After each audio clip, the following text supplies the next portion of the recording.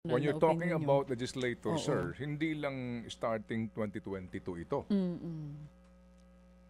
Yes, pero Ted, we have to start somewhere, 'di ba? Okay.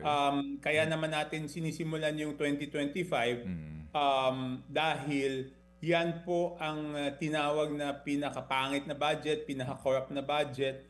Tsaka Ted, kaya ako pwede magsalita doon sa 2025 dahil yun lang ang may records ako ng kung ano ang siningit ng House of Representatives doon sa BICAM.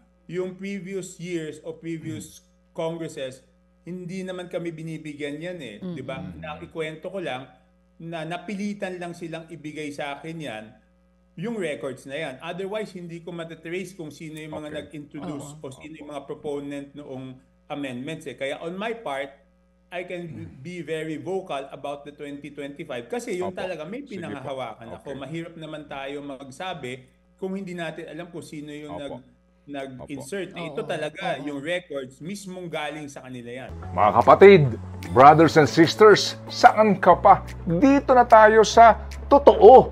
Dito na tayo sa True FM. Mga kapatid, mag-subscribe and follow po kayo sa social media accounts ng True Network PH. Yan po kami. Hanapin nyo lang True Network PH, Facebook, Instagram, YouTube, TikTok, and podcast.